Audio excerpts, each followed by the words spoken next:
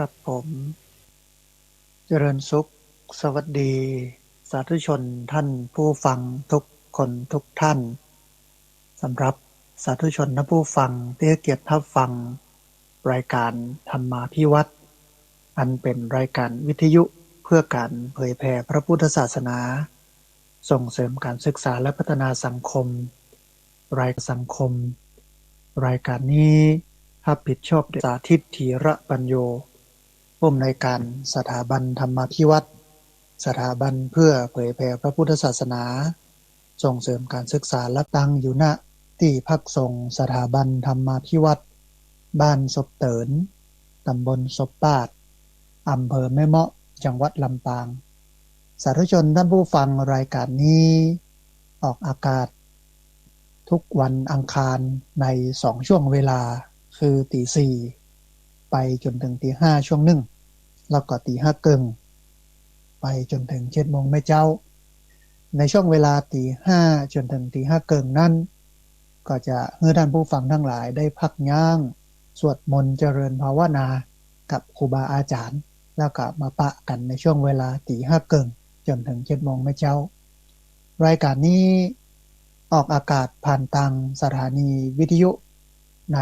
เครือข่ายสถานีวิทยุคลื่นสีขาวเพื่อชาวประชาหลายคลื่นหลายสถานีหลายจังหวัดออกอากาศผ่านทางสถานีวิทยุเพื่อการศึกษาและพัฒนาออกอากาศผ่านทางสถานีวิทยุเพื่อการศึกษาและพัฒนาอาชีพRadio Network FM 99.50 เมกะเฮิรตซ์ของวิทยาลัยเทคนิคกฟผแม่เมาะซึ่งเป็นวันศุกร์ในช่วงเจ้า8โมงจนถึง10โมงในวันศุกร์เป็นเทปบันทึกเสียงออกอากาศผ่านทางระบบ Facebook Live ของวัดฝ่ายหินและก็สถานีวิทยุวัดฝ่ายหินซึ่งอนุเคราะห์โดยท่านอาจารย์พระครูสมุวิศวัตรวรกิจโจบันทึกเทปเอาไปออกผ่านทาง YouTube ของอาตมาภาพพระสาธิตธีระปัญโยเอาไปออกผ่านทาง Facebook ของอาตมาภาพพระสาธิตธีระปัญโยแล้วก็เอาไปออกผ่านทางเพจ Facebook ของสถาบันธรรมาภิวัตน์ซึ่ง3ช่องทางสุดท้ายต่างหลังนี้ท่านผู้ฟังสามารถไปติดตามรับฟังย้อนหลังไป Copy Link ไปคัดลอกลิงก์ส่งแชร์เอาไปให้กับญาติธรรมทั้งหลายให้ได้ยินได้ฟังกันได้แถมตัวแต่ว่าก่อนที่จะคัดลอกลิงก์ Copy Link หรือว่าไปติดตามรับฟังย้อนหลังเนี่ยก็จะต้องไปกด ถ้าเป็น YouTube เนี่ยต้องไปกดกระดิ่งที่เปิ้นฮ้องกันว่ากด Subscribe เนี่ยก่อนแล้วก็เพจของสถาบันธรรมาภิวัตน์ต้องไปกดไลค์กดถูกใจเนี่ยก่อนถึงสามารถจะไปติดตามรับฟังย้อนหลังได้ท่านผู้ฟังเฮาปะกันวันนี้ก็ยังเป็นบรรยากาศที่อึมครึมอยู่ บ่ค่อยสว่างบ่ค่อยแจ้งเตื้อนะฮะทั้งที่อุตุนิยมวิทยาเปิ้นบอกว่าหลังจากที่ฝนตกแล้วสักวันหนึ่งเนี่ยอุณหภูมิก็จะลดลงนะแต่ว่าตอนนี้ที่อำเภอแม่เมาะเนี่ยก็ยังร้อนอยู่นะท่านผู้ฟังนะแล้วก็จากกี้นะประมาณสักช่วงตีสามไปเข้าห้องน้ำทำกิจธุระส่วนตัวไปชงกาแฟไปฉันกาแฟนะก็หันท้องฟ้าก็ยังบดมืดอยู่ก็แสดงว่าฝนก็ยังมีอยู่นะท่านผู้ฟังนะที่อำเภอแม่เมาะจังหวัดลำปางบรรยากาศหนาวร้อนบางครั้งบางทีวันหนึ่งเนี่ยเจอ3ฤดู เมื่อวันร้อนนะเมื่อคืนหนาวไม่เจ้าฝนตกนะหรือว่าไม่แรงฝนตกถ้าฝนจะตกเนี่ยมันก็ตกในช่วงของเจ้านะในช่วงของแรงอย่างเงี้ยนะฮะก็ทำให้สุขภาพร่างกายของญาติโยมนะมันปรับตัวตามสภาพอาการบ่ทันทำให้เกิดเจ็บเป็นเย็นไข้นะเพราะฉะนั้นท่านผู้ฟังต้องดูแลสุขภาพตัวเก่า ถ้ามันหนาวก็เอาผ้าห่มมาห่มเอาเสื้อกันหนาวมาใส่ถ้ามันร้อนก็หาพัดลมหาวีคือมาระบายความร้อนออกไปจากร่างกายนะฮะอันนี้เป็นสภาพดินฟ้าอากาศแล้วก็พอทางอันโซเชียลหันประเทศลาวเนี่ยน้ำท่วมน้ำท่วมบ้านท่วมเมืองมันก็เป็นเรื่องแปลกนะที่ใกล้ๆเพื่อนบ้านใกล้ๆเฮาเนี่ยก็ได้รับผลกระทบจากพายุนำไปสู่น้ำท่วมนะแล้วก็หลายพื้นที่ก็ฝนตกแล้วก็หนาวอย่างเงี้ยเพราะฉะนั้นเฮาเองต้องติดตามสถานการณ์อาการประกาศของกรมอุตุนิยมวิทยานะมาพอเหตุก่อนว่าวันนี้มีฝนกาวันนี้หนาวกาเนี่ยเพื่อเฮาจะได้ป้องกันนะเมื่อเกิดการเสียสุขภาพจากการเป็นหวัดเป็นไข้ได้นะฮะอันนี้เรื่องสภาพอากาศณวันนี้ที่อำเภอแม่เมาะนะก็จะว่าร้อนก็บ่พอร้อนนะจะว่าหนาวก็มาหนาวละ แล้วก็ดูท้องฟ้าครึ้มๆอยู่นะอาจจะมีฝนตกลงมานะฮะพูดถึงสถานการณ์การแพร่ระบาดของโรคโควิดก็กลับมาวิกฤตแห่งรอบหนึ่งท่านผู้ฟังในส่วนของผู้คนที่ติดกันหลากหลายตอนนี้เนี่ยมีจำนวนสถิติคนที่ติดโรคโควิดทั้งสายพันธุ์เก่าก็คือเดลต้าแล้วก็สายพันธุ์ใหม่ก็คือโอมิครอนเนี่ยจำนวน 18,000 อันนี้เอาข้อมูลตะวานะข้อมูลวันนี้ยังบ่ออกเดือประมาณสักใกล้จะ8 โมงออกนะฮะทางสบคเปิ้นก็จะประกาศออกมาแต่ว่าเอาข้อมูลตะวา18,000 คนที่ติดในวันนี้นะฮะจากที่ลดลงเหลือ 2,000 เนี่ยวันนี้ก็เพิ่มขึ้นมาเป็น 18,000 ส่วนคนที่เสียชีวิตแต่ก่อนอยู่ลักนักอยู่นะฮะลักร้อยลัก200ก็ลดลงมาเหลือลัก10ลักก็บ่เกิน20วันนี้มีอยู่33ชีวิตที่เสียชีวิตไปก็แสดงความเสียใจกับผู้ที่ได้รับผลกระทบที่ทำให้เกิดเสียชีวิตจากโรคโควิด -19 โดยมาพอกอยสถานการณ์ท่านผู้ฟังก็หันว่ามันรุนแรงสถานการณ์มันรุนแรงเพราะฉะนั้นเฮาจะไปประมาทลาสาปล่อยตัวตามสบายบ่ใส่แมสบ่ล้างมือด้วยเจลแอลกอฮอล์อย่างนี้นะฮะไปพบปะผู้คนหลากหลายจะต้องงดแล้ว ต้องเซฟตัวเก่านะเซฟตัวเก่านี่ดีที่สุดก็คือสวมหน้ากากอนามัยล้างมือด้วยเจลแอลกอฮอล์โซเชียลดิสเทนซิ่งอยู่ห่างจากผู้คนบ่ใกล้บ่หอมกันมันก็เป็นผลพวงมาจากงานส่งท้ายปีเก่าต้อนรับปีใหม่อันหนึ่งแล้วก็เกิดจากมหกรรมงานบุญมหกรรมขึ้นบ้านใหม่มหกรรมงานแต่งงานอะไรอย่างต่างๆที่จัดกันขึ้นนะฮะบางพื้นที่ของอีสานเนี่ยเพิ่นประกาศห้ามบ่ให้จัดก็ไปจัดกันอยู่นะแล้วก็ติดกันอย่างเงี้ยนะฮะทำให้โรคมันแพร่กระจายไปในผู้คนหลากหลายจนวันนี้อยู่ที่ประมาณ 18,000 เขาก็ต้องเซฟตัวเองดูแลสุขภาพตัวเองโดยเฉพาะอาตมาย้ำเสมอเนาะผู้สูงอายุผู้ป่วยที่มีโรคเรื้อรังเบาหวานความดันหรือโรคหัวใจอย่างพวกนี้มักจะเสียชีวิตจากการติดโรคโควิดอันนี้เป็นเรื่องที่2ก็คือสถานการณ์โควิดทีนี้ท่านผู้ฟังมาเรื่องที่3เป็นงานยกยอดชัดสมโพธิเจดีย์พระศรีสองเมืองเจดีย์ดอยตุงจำลองแล้วก็เจดีย์ดอยสุเทพจำลองรวมไปจนถึงถวายตาลศาลาพระเจ้าศรีสองเมืองตลอดจนถึงสิ่งก่อสร้างต่างๆที่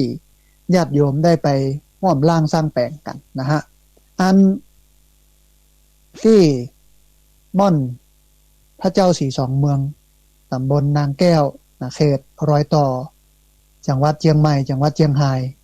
จะจัดงานจัดการนี้ในวันที่18จนถึงวันที่20มีนาคมพุทธศักราช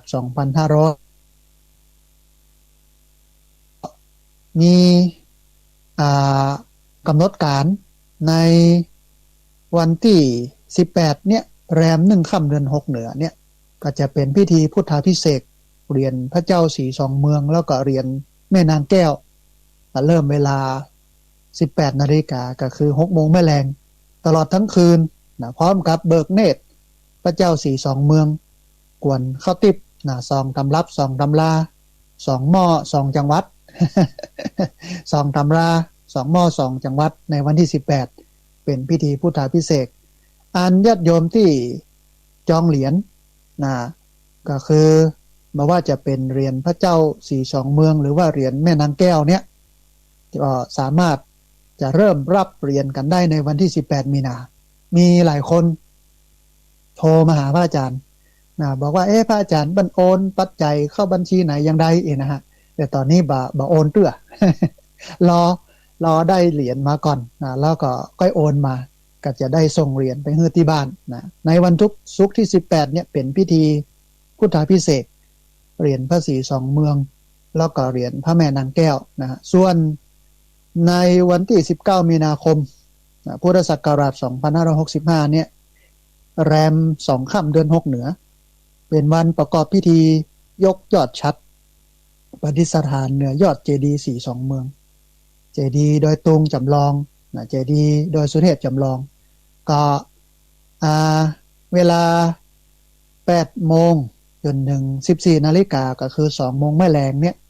เปิดโอกาสให้พี่น้องชาวบ้านมาบูชาผ้าแพร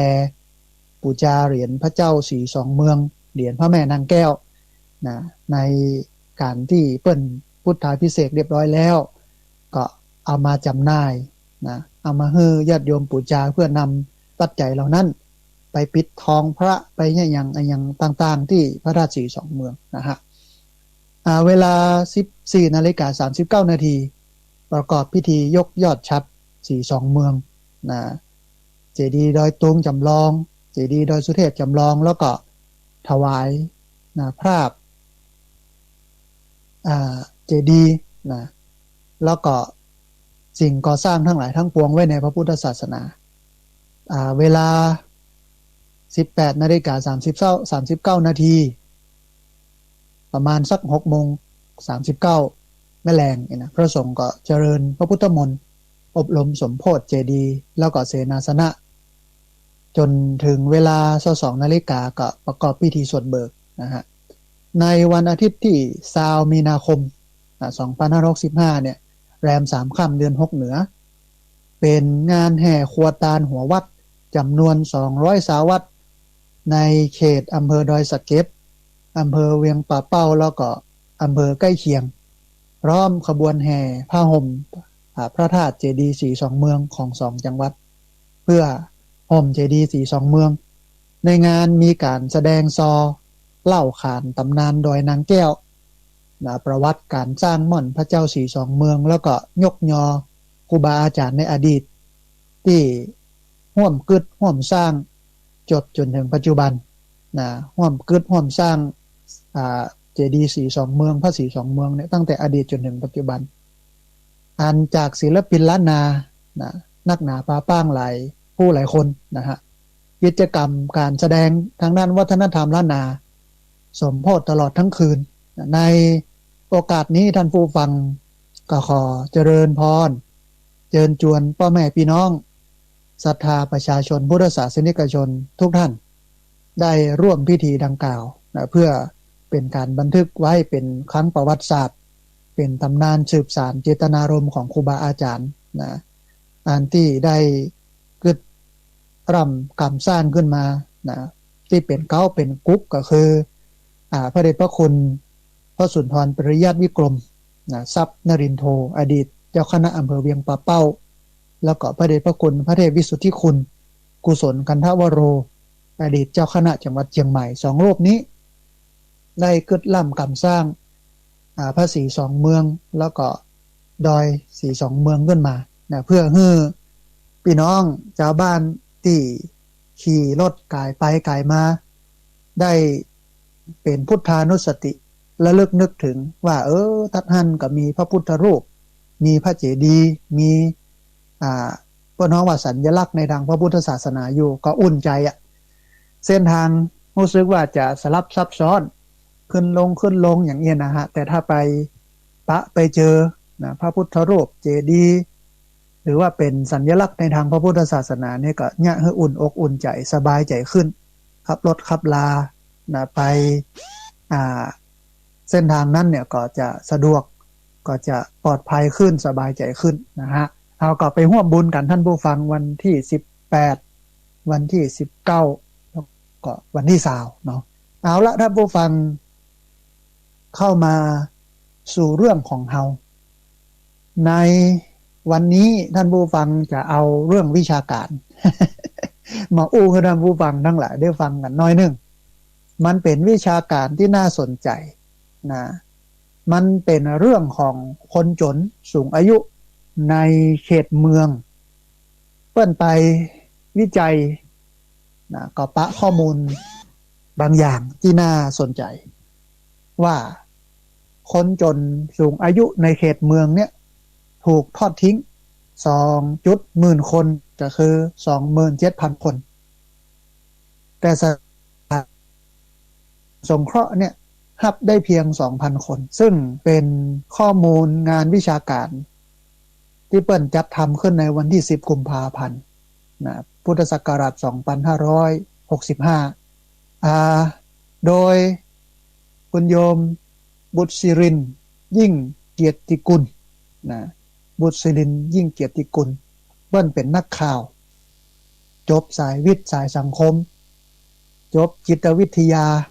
กับการบริหารรัฐกิจเปิ้นสนใจวิธีคิดนะแล้วก็การสร้างการเปลี่ยนแปลงเชิงโครงสร้างของสังคมซึ่งน่าสนใจครับท่านผู้ฟังเฮามาพอมากอยสักหน่อยหนึ่งกับพี่น้องที่อยู่ในเวียงนะอย่างที่เปิ้นบอกว่าคนจนสูงอายุในเขตเมืองถูกทอดทิ้ง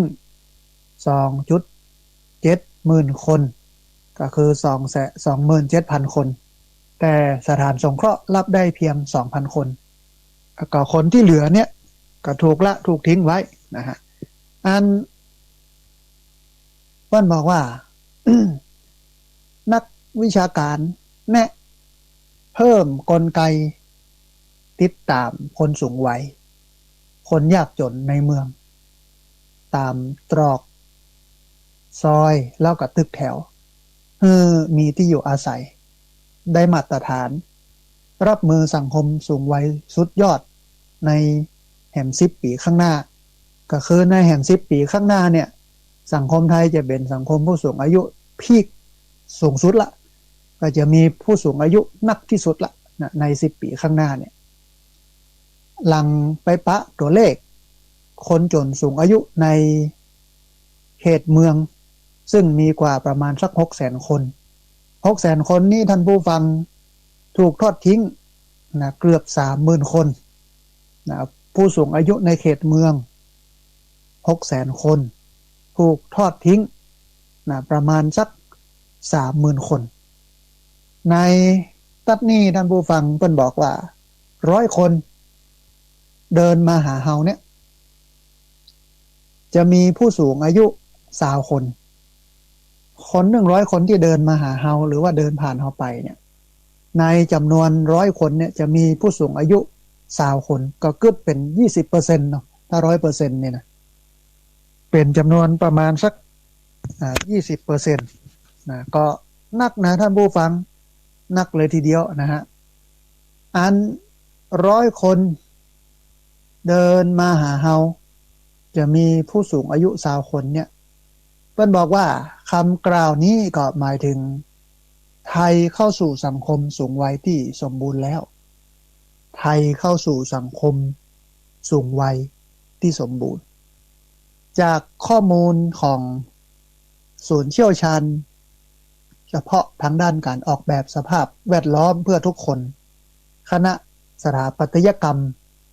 จุฬาลงกรณ์มหาวิทยาลัยเปิ้นปะว่าปัญหาที่อยู่อาศัยของคนสูงอายุทั้งกลุ่มผู้สูงอายุทั้งคนจนที่อยู่ในเมืองแล้วก็ชนบทเนี่ยโดยจากข้อมูลปี 2564 ประชากรไทย66 ล้านคนมีผู้สูงอายุ 20%หรือประมาณ13ล้านคนนะในจำนวนประชากร66ล้านทั่วประเทศนี่นะ66ล้านมีประชากรผู้สูงอายุ13ล้านจำนวนนี้เนี่ยอาศัยอยู่ในเขตชนบทประมาณ7ล้านคิดเป็นเปอร์เซ็นต์ก็คือ55%แล้วก็ในเขตเมืองประมาณสัก6ล้านคนก็คือ45%ขณะนี้เราจะอู้ถึงคนจนที่อยู่ในเมืองก็คือประมาณสัก6ล้านคนซึ่งเป็น45%แต่ว่าจำนวนผู้สูงอายุที่อยู่ชนบทตามบ้านนอกคอกนาอย่างพี่น้องที่ติดตามรับฟังรายการธรรมาภิวัตน์อยู่เนี่ย7ล้านคนก็ขึ้นเป็นประมาณสัก55ล้านความทุกข์ของคนสองกลุ่มนี้ก็คือผู้สูงอายุที่อยู่ในชนบทก็เป็นความทุกข์อย่างหนึ่งความทุกข์ของคนที่อยู่ในเมืองก็เป็นความทุกข์อย่างหนึ่งสำหรับผู้สูงอายุทั้งสองส่วนนี่นะอันจะยกตัวอย่างผู้สูงอายุที่อยู่ชนบทความทุกข์ของผู้สูงอายุที่อยู่ชนบทอันหนึ่งก็คือเรื่องของสวัสดิการดูแลจากลูกจากหลานบางคนนี่อยู่คนเดียวบางคนเนี่ยครอบครัวมีฐานะยากจนดูแลบ่ค่อยได้ดีเท่าใดแล้วก็ซ้ำให้บางคนเนี่ยลูกก็เอาหลานมาละไว้ให้เลี้ยงไหนจะกล้าน้ำไหนจะกล้าไฟไหนจะกล้ากินซึ่งเบี้ยผู้สูงอายุ500 600 700 800เนี่ยมันก็พูดถึงว่าความคุ้มค่าหรือว่าการใจให้มันสุดเดือนเนี่ยประมาณสัก500 600 700 800เนี่ยมันบ่กุ้มนะฮะก็เป็นตุกอย่างหนึ่งของคนชนบทแต่ว่าก็ยังดีที่สังคมชนบทเนี่ยก็ยังมีความเอื้ออาทรต่อกันรวมไปจนถึงทรัพยากรธรรมชาติของกินของว่าพักไม้ไส้เครือเนี่ยนะก็ยังจะมีอยู่ในชนบทอันนี้เป็นความทุกข์ของผู้สูงวัยที่อยู่ในชนบทประมาณ7ล้านคน 55%เรามาดูความทุกข์ของคนสูงอายุในเวียงซึ่งจำนวนอยู่ประมาณสัก6ล้านคน 45% ท่านผู้ฟังเพื่อนบอกว่าสำหรับคนจนที่อยู่ในเขตเมืองประมาณสัก6ล้าน691,000 คน691,000 คนเนี่ยในจำนวนนี้นั่นเป็นคนยากจนแล้วก็ถูกทอดทิ้งจำนวน 27,000 คนซึ่งแน่นอนว่ามีผู้สูงอายุจำนวนบ่น้อยที่เสี่ยงบ่มั่นคงในที่อยู่อาศัยบ่มีที่อยู่อาศัยอย่างแน่นอนอย่างชัดเจนที่เป็นที่ปิดที่มุงที่บังกันแดดยุงลมฝนมีบ้านที่อยู่อาศัยบ่ค่อยชัดเจนมันบ่สมบูรณ์บ่ใช่ว่าบ่ค่อยชัดเจนเอาอันไวนิลเอาแผ่นอย่างต่างๆเนี่ยมาแปะมาปิดมาบังบ่อยู่อาศัยได้ในเขตเมืองซึ่งถ้าเราไปในเวียงหรือว่าเราไปในกรุงเทพเนี่ยถ้าเราไปในโซนที่เป็นโซนบ่ค่อยเจริญนี่นะเราก็จะหันภาพเหล่านี้นะฮะอันเพื่อนยกตัวอย่างท่านผู้ฟังตาไหมทองคูณโพสลิดทองพูนโพสลิดหรือว่าตาไหมเนี่ยเป็นคนวัยอายุ62ปีคือหนึ่งในนั้นเนี่ยเข้าอาศัยอยู่ในเขตตรอกซอยเล็กๆที่ย่านเยาวราชทำงานเก็บของเก่าแล้วก็ขยะเก็บของเก่าเก็บขยะขายรายได้บ่แน่นอนแล้วแต่ขยะที่เก็บแต่ต้องเสียค่าเจ้าบ้านให้กับเอกชนปีละ 3,000 บาทอันนี้ยังบ่นับรวมค่าไฟที่แปลงเพราะต้องพ่วงกับบ้านอื่นๆในชุมชน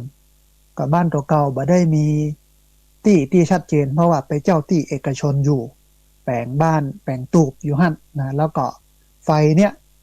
ก็พ่วงจาก บ้านที่เปิ้นเป็นกิจลักษณะมีโฉนดมีอย่างเข้ามานะฮะโครงสร้างบ้านที่ไร้ความมั่นคงบ่มีมาตรฐานแล้วก็แทบจะบ่มีที่หวังที่จะมีบ้านเป็นของตัวเก่าทำให้เฮาเนี่ยท่านผู้ฟังต้องหันมาตั้งคำถามกันว่าเอ๊ะเนี่ยอย่างคนไทยจำนวนบ่น้อยตั้งหน้าตั้งตาทำงานมาทั้งชีวิตแต่กลับมีที่อยู่อาศัยที่บ่มั่นคงแล้วก็กลายเป็นกลุ่มเปราะบางในวัยเกษียณคือถ้ายังเป็นหนุ่มเป็นกำอยู่เนี่ยก็บ่กึดนักถึงเรื่องอนาคตนะฮะเพราะว่ากำลังเป็นวัยสร้างตัวจะพัดจะผูอาจจะสามารถสร้างฐานะขึ้นได้อาจจะสดไปถึงความเป็นคนร่ำรวยมีเงินมีทองนะแต่ว่าวัย62 ปีเนี่ยหรือวัย60 ปีขึ้นไปเนี่ยมันเป็นวัยเกษียณมันเป็นวัยสูงอายุนะก็บ่สามารถที่จะไปเนี่ยไปสร้างอะไรอย่างได้นักนะได้ดีไปกว่าที่เป็นอยู่นะฮะเพราะฉะนั้นเนี่ยฟังตัดนี้สักหน่อยคนหนุ่มวันนี้เนาะ คนหนุ่มวันนี้นะต้องสร้างฐานตัวเองให้มั่นคงนะเพื่อตั้งหน้าเนี่ยเวลาเขาแก่ตัวไปเขาจะบ่ได้เป็นคนอนาถานะบ่ได้เป็นคนที่ลำบากจะได้เป็นคนที่มีที่อยู่อาศัยนะมีการทำมาหากินหรือว่ามีทรัพย์สินพอที่จะเลี้ยงชีวิตประดังชีวิตไปได้บ่ต้องมาคัดสนยำแก่อย่างที่เปิ้นบอกอะนะตุกยำหนุ่มดีกว่ากลุ่มยามแก่นะถ้าแก่ตัวมาแล้วมีอย่างเลยเนี่ยถึงขั้นจะพัดจะผูก็ตกไปเป็นคนอนาถาทุกข์ยากลำบากแต่ตามบ้านนอกคอกนาเนี่ยก็พอที่จะอยู่ได้มีได้อยู่อย่างที่บอกอยากให้กินพักก็เข้าป่าอยากให้กินปลาก็ลงหนองตามบ้านนอกคอกนานะแต่ถ้าในเมืองหรือในกรุงเนี่ยมันเข้าป่าบ่ได้นะลงหนองก็ไม่ได้เพราะน้ำมันเน่า มันอยู่อย่างลำบากมากนะต้องเก็บขยะนะเก็บของเก่าขยะขายแลกประทังชีวิตไปนะฮะผู้วิจัยท่านผู้ฟังเปิ้นไปเอ่ยกับท่านรองศาสตราจารย์ดร.ไตรรัตน์จุฬาทัศน์รองศาสตราจารย์ไตรรัตน์จุฬาทัศน์เนี่ยเปิ้นเป็นหัวหน้าศูนย์เชี่ยวชาญเฉพาะทางการออกแบบสภาพแวดล้อมเพื่อทุกคนนะเป็นหัวหน้าศูนย์เชี่ยวชาญเฉพาะทางการออกแบบสภาพแวดล้อมเพื่อทุกคนอันเปิ้นอธิบายความน่ากังวลต่อสถานการณ์ผู้สูงอายุในไทยหากรัฐไทยเนี่ยเร่งดำเนินหน้านโยบายที่อยู่อาศัยเพื่อคนสูงวัยโดยมองว่าประเทศไทยก้าวสู่สังคมผู้สูงวัยสมบูรณ์แล้วก็เตรียมที่จะขยับสู่สังคมสูงวัยสูงสุดภายในแห่ง10 ปีตั้งหน้าเนี่ยแห่ง10 ปีตั้งหน้าเนี่ยเป็นสังคมสูงวัยสูงอายุสูงสุดนะฮะพีคสุดละ10 ปีแห่ง10 ปีนะท่านผู้ฟังแต่วันนี้เฮาพอตัวเฮานะถ้าไผ่อยู่ถึง10 ปีตั้งหน้านะก็ต้องกังวลก่อนละรีบเร่งวันนี้สร้างความมั่นคงสร้างอะไรอย่างต่างๆให้มันพร้อมรองรับแห่ง10 ปีข้างหน้าซึ่งถือว่าเหลือเวลาแห่งบันักนะที่จะเตรียมความพร้อมให้กับสังคมผู้สูงวัยท่านอาจารย์รองศาสตราจารย์ดร.ไตรรัตน์จุฬาทัศน์กล่าวเอ่ยแถมบอกว่าแม้ที่ผ่านมาไทยจะมีนโยบายช่วยเหลือผู้สูงอายุพ่องหรือว่าช่วยเหลือผู้สูงอายุบางอย่างเช่นการให้เบี้ยผู้สูงอายุบ้านมั่นคงสถานสงเคราะห์แล้วก็การซ่อมแซมบ้านที่อยู่อาศัยที่ปลอดภัยให้กับคนสูงวัยแต่ก็ยังบ่ครอบคลุมผู้สูงวัยนะก็ยังบ่ครอบคลุมผู้สูงวัยเท่านั้นนะแถมแล้วก็ตัวเลขของผู้สูงอายุที่ยากจนในเขตเมืองมีนักเกือบ 700,000 คนแต่มีสถานสงเคราะห์คนชราเพียง 2,285 คนต่ออัน และยังต้องเข้าเงื่อนไขยากจนบ่มีคนดูแลแล้วก็มีปัญหาสุขภาพกายสุขภาพจิตโดยผ่านการรับรองจากกระทรวงพัฒนาสังคมและความมั่นคงของมนุษย์ถึงจะเข้าได้นะมีสถานสงเคราะห์คนชราที่มีโควต้าให้พักได้ให้อยู่ได้เนี่ยเพียง 2,285 คนแต่คนเห็น 60,000 ปลายเนี่ยซึ่งเป็นผู้สูงอายุในเมืองเนี่ยก็อยู่อย่างทุกข์ยากลำบากนะเพราะว่าบ่ผ่านเกณฑ์ของกระทรวงพัฒนาสังคมและความมั่นคงของมนุษย์เช่นยากจนนะเอาอย่างมาวัดก็เอาอันรายได้ต่อเดือนต่อวันต่อเดือนต่อปีนะถ้าต่ำกว่านี้ถือว่ายากจนสูงกว่านี้ก็ถือว่าอยู่ด้วยตัวเองได้ละอย่างนี้นะฮะแล้วก็มามีคนดูแลมีปัญหาสุขภาพกายสุขภาพจิตนะอันนี้เป็นเกณฑ์ของกระทรวงพัฒนาสังคมและความมั่นคงของมนุษย์แต่ถึงกระนั้นท่านผู้ฟังถึงจะมีสถานสงเคราะห์คนชราซึ่งสามารถเข้าไปอยู่ได้ 2,285 คนเนี่ยแฮม 60,000 ปลายอ่ะ 60,000 ปลายก็ต้องล่อนเล่พเนจรหรืออยู่ในบ้านที่มันแบบเป็นบ้านเกิดสภาพอย่างตูบห้างนาบ้านเฮาเนี่ยกันเนาะเอาไวนิลมาปิดมาโปะมาบังเนี่ยเอาสังกะสีผุเก่าๆมาบังแล้วก็ยังต้องจ่ายค่าเจ้าที่ให้กับเอกชนเป็นรายปีละ 3,000 อย่างเงี้ยแล้วก็แหมหลายคนที่บ่มีบ้านเป็นผู้ล่อนเล่พเนจรบ้านเฮาอาจจะบ่ค่อยหันนะแต่ในกรุงเทพมีในเมืองหลวงที่มันเจริญ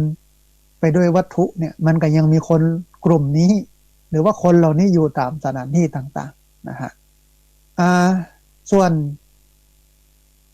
กรณีของบ้านมั่นคงที่สถาบันพัฒนาองค์กรชุมชนนะหรือว่าพอชเนี่ยพยายามทำก่อนยังบ่าครอบคลุมชุมชนแออัดที่ขยายตัวโดยท่านอาจารย์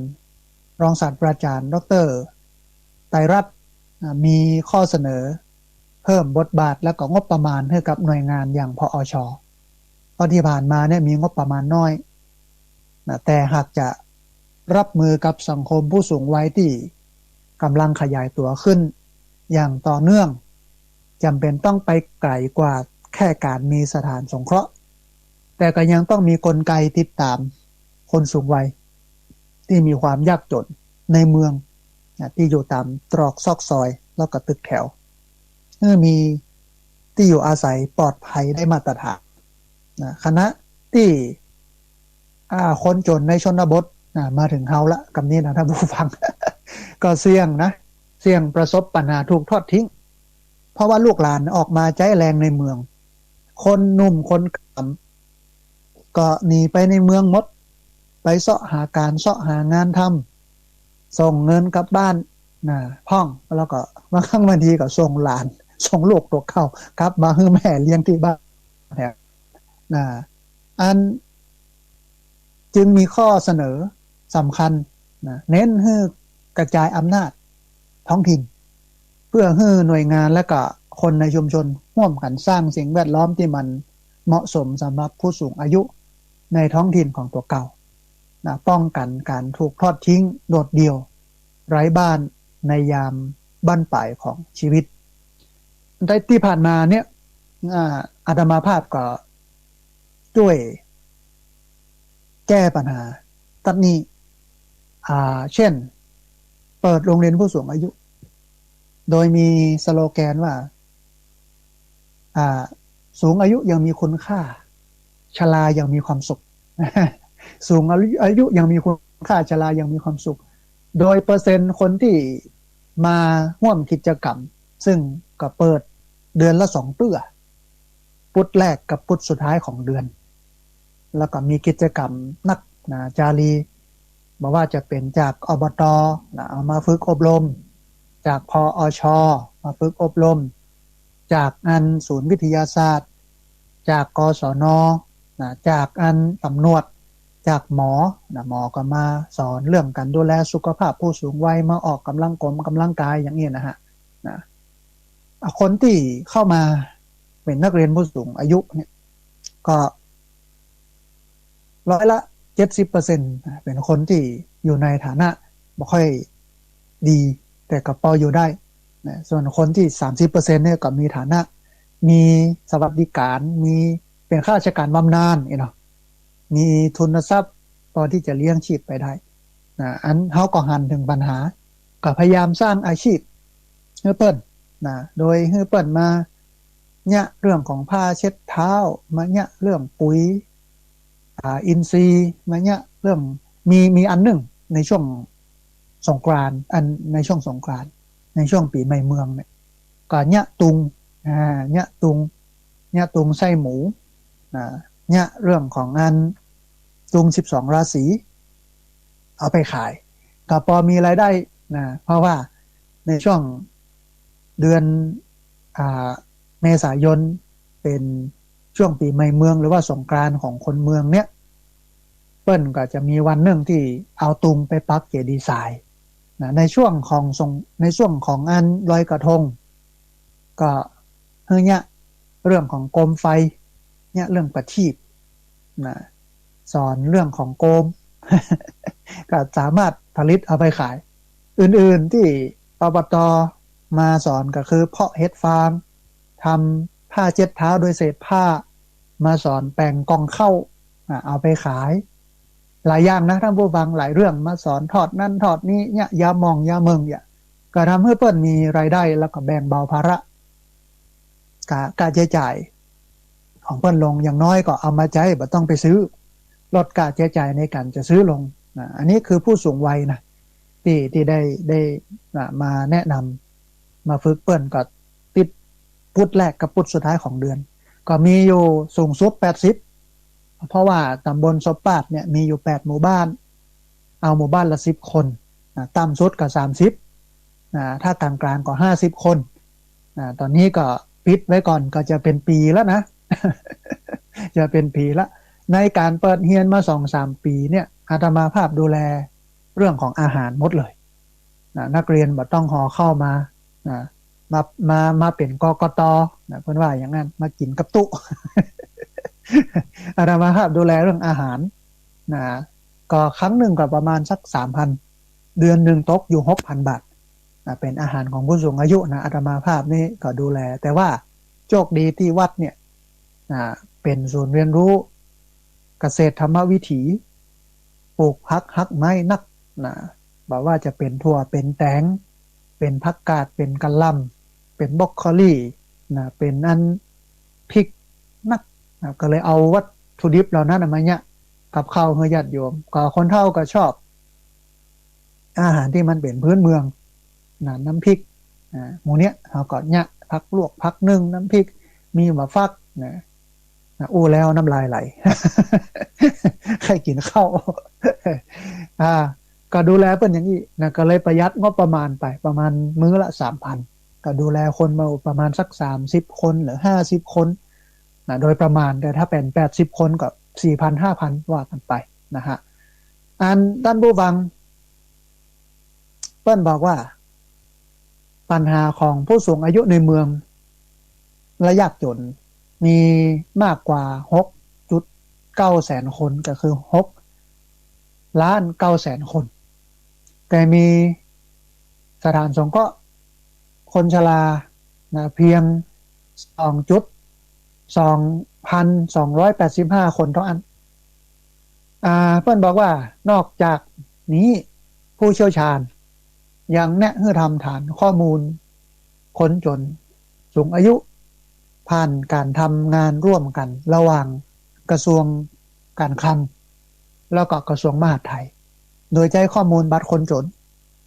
กับตัวเลขเบี้ยผู้สูงอายุเป็นฐานข้อมูลเตรียมจัดระบบสวัสดิการให้คนกลุ่มนี้ที่อยู่อาศัยที่มีที่อยู่อาศัยที่ปลอดภัยนักที่สุด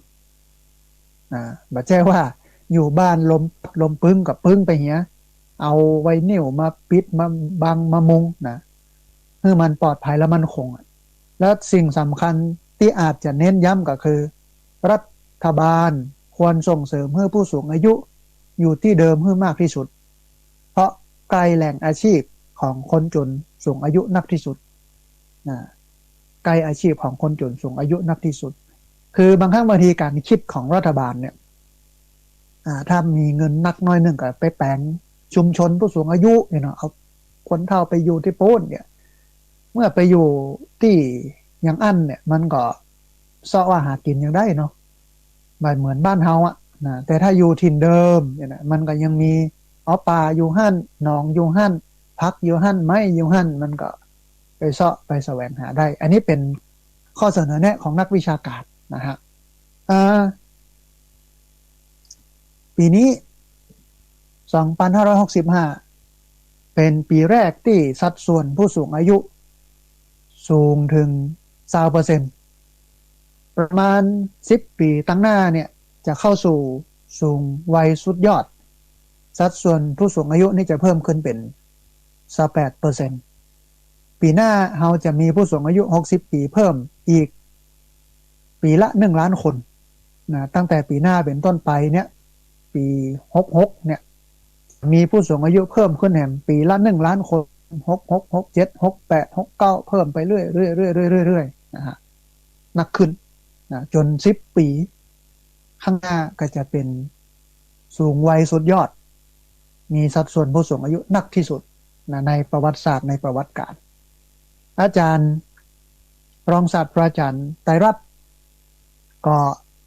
กล่าวทิ้งท้ายว่าผู้สูงอายุเสียชีวิตไร้บ้านถูกทอดทิ้งอาจมากขึ้นแล้วก็เป็นปัญหาที่ใกล้ตัวหากการแก้ปัญหาในระดับนโยบายบอกขยับเพราะปีหน้าเนี่ยเราจะมีผู้สูงอายุเพิ่มขึ้นเรื่อยๆแห่งปีละ1 ล้านคนมิติที่อยู่อาศัยมั่นคงปลอดภัยของผู้สูงอายุทุกคนทั้งในเมืองแล้วก็ชนบทเนี่ยจึงเป็นสิ่งแรกๆที่ทุกหน่วยงานต้องเร่งแก้ไขก็แล้วก็เปิ้ลก็บอกว่าและบัดใจเพียงสูงวัยบ่ไร้บ้านที่เราจะต้องทำนะแต่ยังต้องส่งเสริมให้หมู่ผู้สูงวัยเนี่ยเขามีความมั่นคงในมิติอื่นๆโดยทั้งมิติสังคมทั้งมิติสิ่งแวดล้อมทั้งมิติเศรษฐกิจการออมแล้วก็มิติสุขภาพให้มันครอบคลุมหมด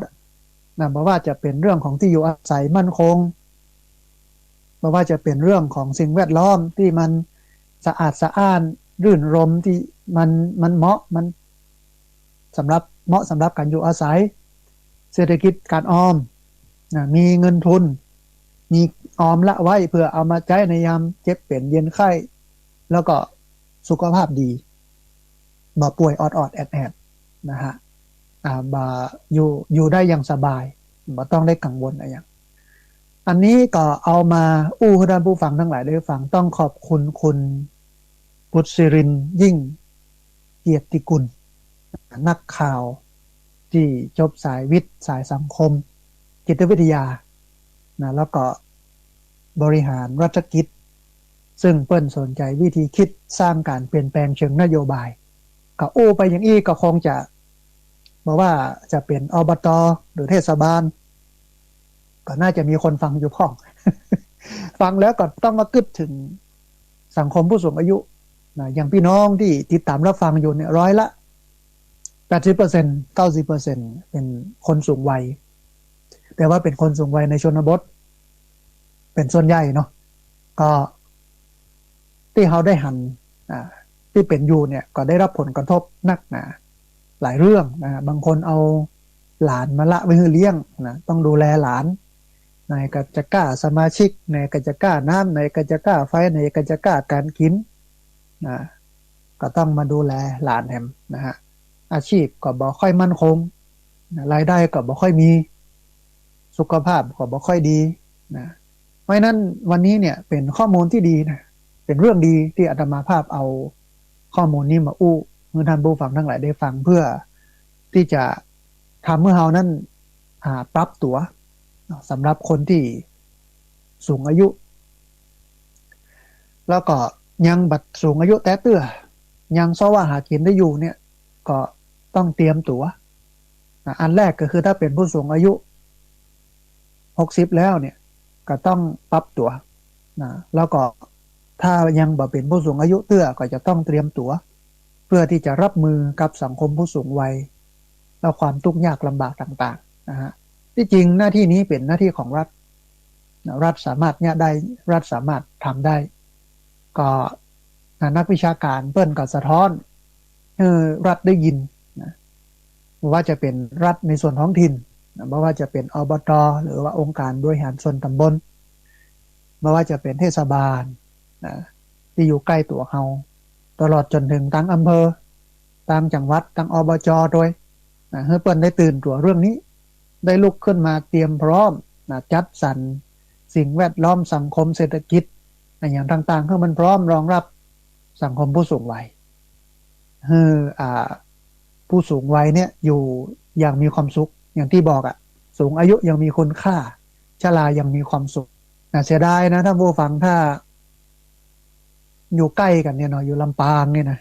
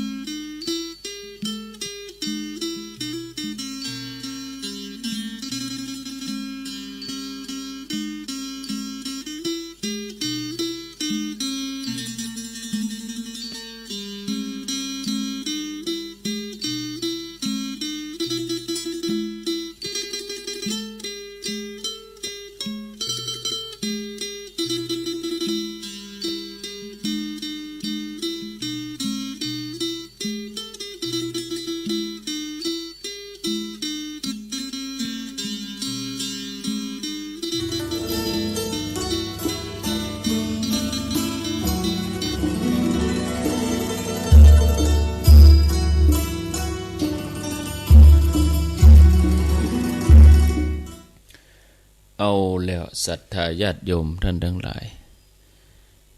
สายท่านสาธิตลุดไปกันเดียวต่อแห่ใหม่เนาะญาติโยมก็เอาไว้ประเดี๋ยวนี้ข้างแถม10 นาทีก็เดียวจะนิมนต์ท่านแถมกรรมตีห้ากับ15 นาทีตีห้าครึ่งเนาะตอนนี้10 นาทีสายลุดไปกลัวว่าจะบ่ต่อเนื่องจะเป็นอย่างต่างได้ท่านพักไปก่อนเนาะศรัทธาญาติโยมก็เดี๋ยวรอสักกรรมเด้อฟังไรนี้ไปไหนเด้อเจริญพร